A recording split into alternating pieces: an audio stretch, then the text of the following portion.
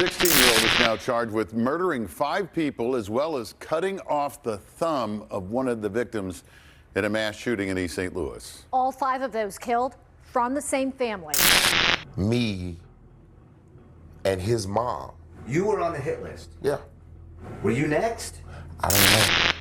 Now this story right here, man, it's one of those cases that will have you sitting there wondering how something this devastating could happen. Before a single shot was fired during that final attack, there were already warning signs.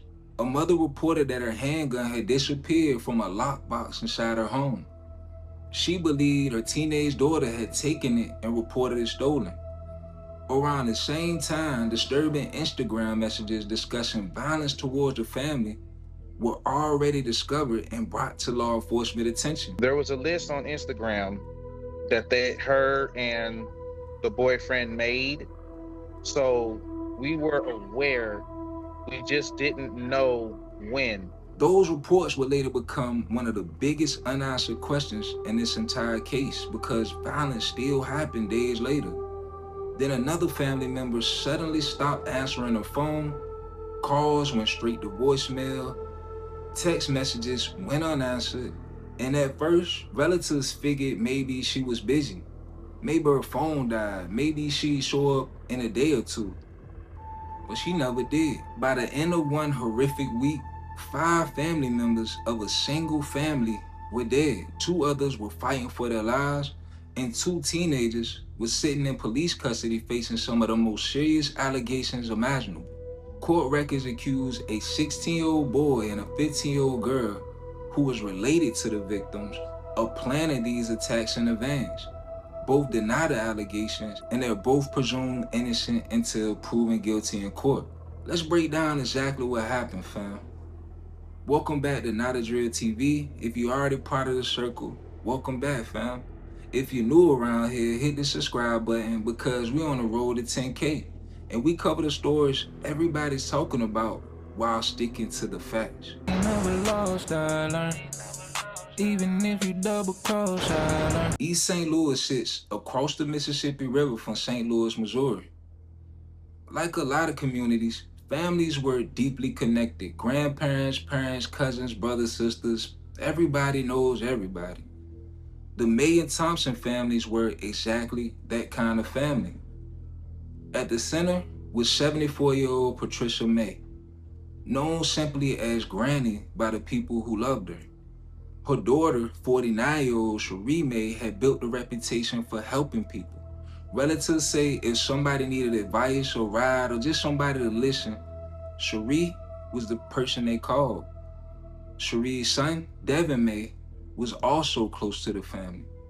Then there was Patricia's younger grandchildren. 25-year-old Shaniah Thompson, she loved cooking and dreamed of opening her own restaurant one day. Her 21-year-old brother, Quentyn Thompson, loved drawing and had a passion for anime. But another member of the family was going through some serious problems at home. Court proceedings later described ongoing conflict involving a 15-year-old girl. To look back at all the lies she told, like to sit down and talk to your child and be like, are you okay? What's wrong? Talk to. She looked just like me. That was my only child. So yeah, that none of this comes easy. Family members were reportedly concerned about a relationship with a 15-year-old boy named Jameer Davis. The adults didn't approve of the relationship. Her parents had reportedly removed her from school after behavioral problems and began homeschooling her. Looking back now, those family disagreements will become one of the central issues prosecutors say drove everything that followed. Then came the silence. During the first week of July, Sheree May suddenly disappeared. What nobody in the family knew was that prosecutors later alleged Sheree had already been killed. Court records say her body was concealed and hidden near the Samuel Gompers housing complex where she lived.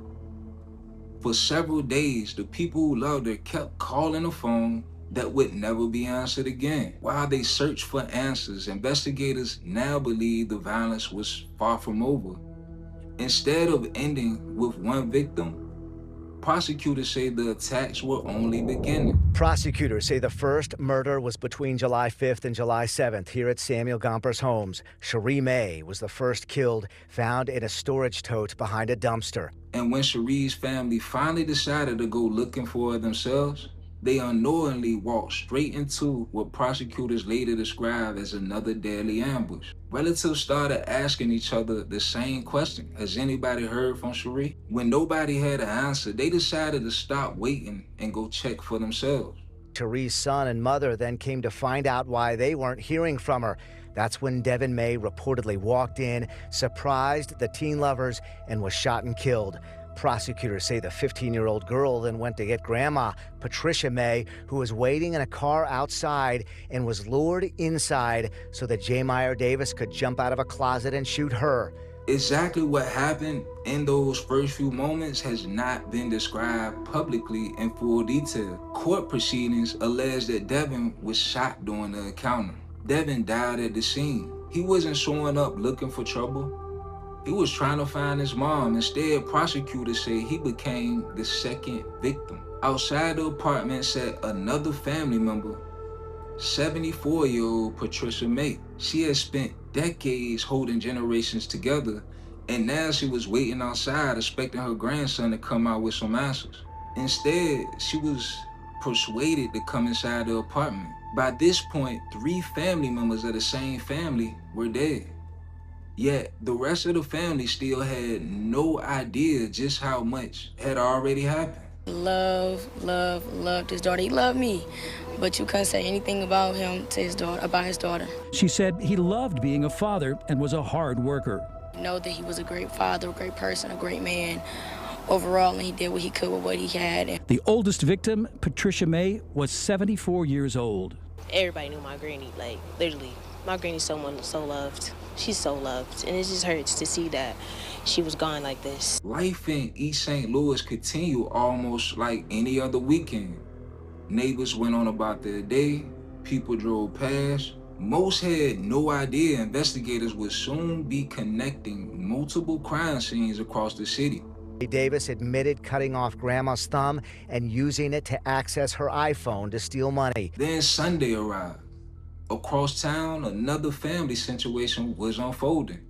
The 15-year-old girl at the center of this investigation had reportedly ran away again. Family members eventually located her riding a Metro Transit bus with her 16-year-old boyfriend, Jamier Davis. Like many families would, relatives went to bring her home. From their perspective, this was another attempt to get a teenager safely back with her family. Instead, they were driving towards the final chapter of an already devastating week. They took them to Jones Park and they fired off in the vehicle, hitting my wife 4 times, killing Quentyn and Shaniah Thompson, and shooting my auntie in the face. On Tuesday, prosecutors charging 16-year-old Jamier Davis with 12 felonies, including the attempted murder of his girlfriend's mother and cousin, Tiffany Thompson and Santasha Scott. She stood over my wife trying to kill her, but they had no more bullets. The 2 shot in Jones Park along with the 15-year-old suspect's brother and sister, 21-year-old Quentyn and 25-year-old Shaniah Thompson, both executed in the East St. Louis Park Sunday. It's all because y'all wanted to be together. So they wanted to eliminate everybody that had a problem with the situation. 2 other relatives survived their injuries. One woman was struck multiple times but lived. Another survivor, who was also the 15-year-old girl's mother, was shot in the neck and rushed to the hospital. Despite her injuries, she survived. For one family, an entire week of fear and unanswered questions had turned into unimaginable loss. Not long after the shooting, Illinois State Police located a vehicle believed to be connected to the investigation. A pursuit followed, and the chase came to an end in Frank Holton State Park. State Police, along with the East St. Louis Police Department, are investigating a targeted mass shooting against a family here in East St. Louis.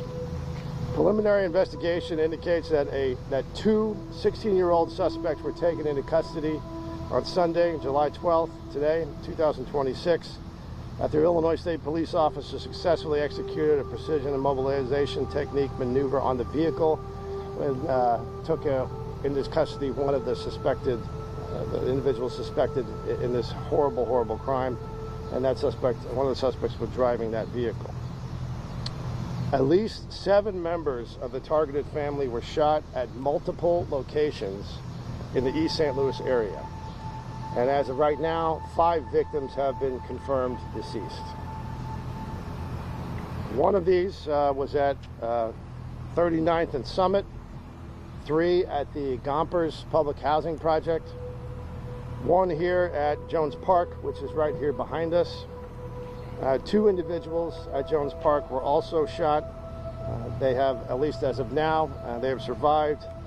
They have serious injuries, and they are at a hospital in St. Louis. Before the shootings, the girl's mother reported that her handgun had gone missing from a locked storage box. Court proceedings also revealed that she later discovered troubling Instagram messages discussing harm towards family members and reported those as well. It came out in court that mom reported her stolen gun to East St. Louis police, along with details of Instagram messages she said she saw between the 2 teen lovers, listing family members they intended to kill. Davis's defense said the truth will come out in trial, calling the killing self-defense and saying his client was hunted rather than being the hunter. Public officials have not fully explained what actions were taken after those reports were made, or whether additional intervention was possible before the violence unfolded. Because Davis was 16 at the time of the allegations, Illinois state law allows them to charge him as an adult. The 15-year-old girl case began in juvenile court because of her age. Prosecutors have asked the court to transfer a case to adult criminal court, where a judge will decide whether the request can be granted. I can't show her no sympathy. I hate to be like that, especially in this time, but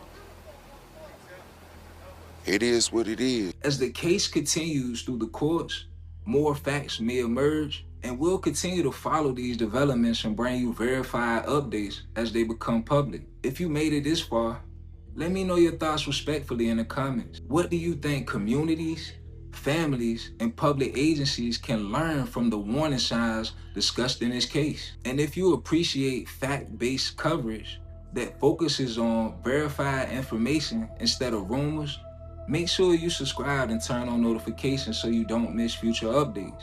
Until next time, take care of yourself.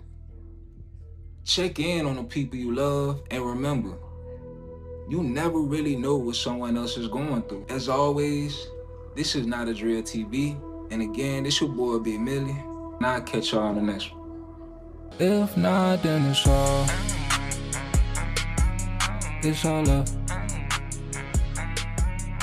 all up.